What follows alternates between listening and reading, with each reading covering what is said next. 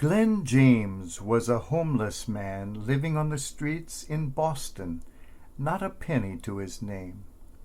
Day after day he watched the affluent people walk by, but he did not envy them.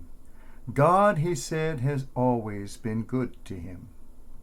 One day in September of 2013, he noticed a young man sitting nearby, a black backpack at his feet. A few minutes later, he looked up again and the young man was gone, but the backpack was still there. Glenn waited, but the young stranger never returned. Only his bag remained. So he went over, curious to see what had been left behind, and inside the backpack he found a passport, some personal papers, and over $40,000 in cash. For a homeless man living off of food stamps, this was an unbelievable fortune, a chance to start a new life. But Glenn did not think that way. He did not for an instant think of himself. Instead, his heart went out to the young stranger who must have lost everything he had.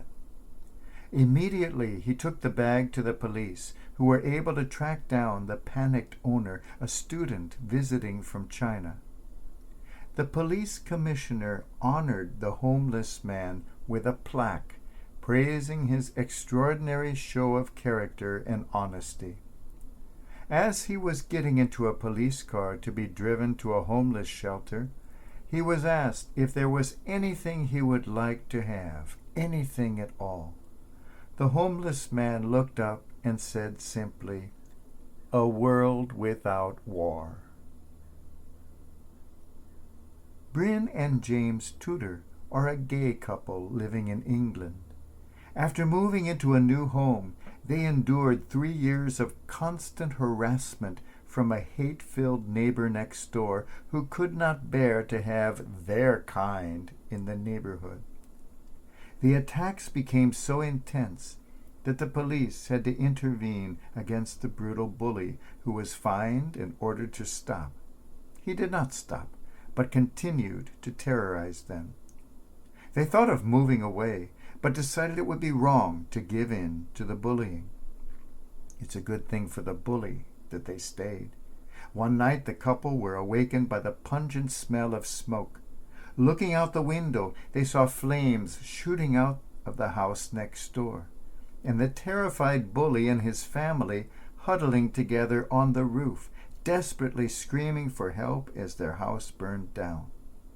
Without thinking twice, Bryn and James sprang into action, grabbed a ladder, rushed up onto the burning house, and carried the children, the wife, the grandmother, and the bully to safety, sheltering them, comforting them, and nursing them in their own home. They did not see a bully. They did not think of the constant pain he had caused them, the hatred he had always shown them. They saw only a group of frail, frightened fellow human beings in need of their help. Love triumphed.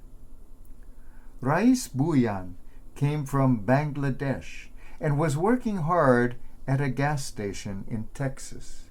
That was in September of 2001. Like the rest of the country, Rais was horrified by the terrorist attacks that had just taken place on September 11th. As most Americans stood in loving solidarity with the families of the dead, certain others embraced hatred instead. One of these was a self-proclaimed white supremacist by the name of Mark Anthony Stroman. As with most of his ilk, his hatred was surpassed only by his stupidity, and he set out on a personal mission of vengeance, killing anyone he suspected of being either Arab or Muslim. Armed with a shotgun, he went into a Dallas grocery store and shot and killed a Pakistani immigrant. In Mesquite, he did the same to an immigrant from India. When the bigot entered Rais's gas station, he pointed the gun at him and asked, "Where are you from?" Before Rais could answer, the man shot him at point-blank range in the face. Though horribly wounded, he somehow miraculously survived.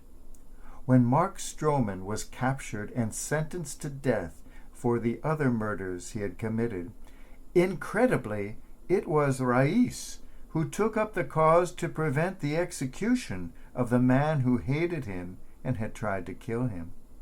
He forgave Mark and announced, "I'm trying to do my best not to allow the loss of another human life. I'll knock on every door possible." In Islam, it says that saving one human life is the same as saving all of mankind.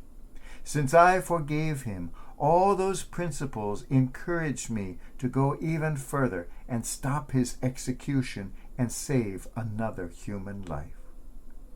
Rais appealed to the courts, started a website, a movement for saving Mark. He was convinced that taking another life would solve nothing. He called his movement World Without Hate. So touched was Mark by this unbelievable show of love from the man he had tried to kill that he publicly renounced his white supremacist beliefs, rejected hatred, and embraced love. In a newspaper interview, he wrote, "I have the Islamic community joining in my legal defense, spearheaded by one very remarkable man named Rais Bhuiyan, who is a survivor of my hate. His deep Islamic beliefs have given him the strength to forgive the unforgivable. That is truly inspiring to me and should be an example for us all. The hate has to stop. We are all in this world together." In the end, Rais was not able to prevent the execution of his would-be murderer. Mark was executed on the 20th of July, 2011, just hours after Rais's lawyers lost a final court appeal to stop it. Rais phoned Mark, assuring him, "I forgive you, and I do not hate you." Mark answered, "Thank you from my heart. I love you, bro. You touched my heart. I would never have expected this." Rais replied, "You touched mine too." Once again, love triumphed. A world without hate was created, at least in the heart of one man who had never known such a world. Who is my neighbor? A lawyer asked Jesus that question in the way that lawyers do. Just whom am I supposed to love? Whom am I supposed to help? Where do I find such people? When do I have to help? Who is that neighbor of mine? As always, Jesus turns the question upside down. He gives the heart-wrenching story of the man who was robbed and beaten, left naked and bleeding and dying. "Aha," says the lawyer to himself, "that is the neighbor. That's easy." But Jesus turns the tables and asks the lawyer the opposite question. Who behaved like a neighbor to this man in need? We are always looking outside ourselves, and Jesus always holds a mirror up to our own face. We want to ask the easy question, who is the neighbor? The real question is, am I? The Samaritan belonged to a hated, marginalized, despised class, a group of people who were looked down upon and held in suspicion. Some things never change. People always seem to have to find a reason to hate whole groups of fellow humans. Some people always seem to have to play the bully and others seem to have to play the victim. We like to divide the world into the oppressors and the oppressed.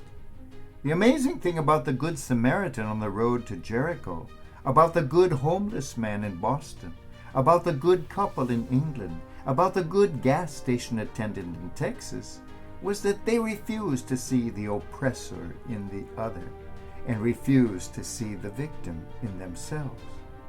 They saw merely human beings together on this planet. They saw merely neighbors. Do you see yourself as a victim? Stop it.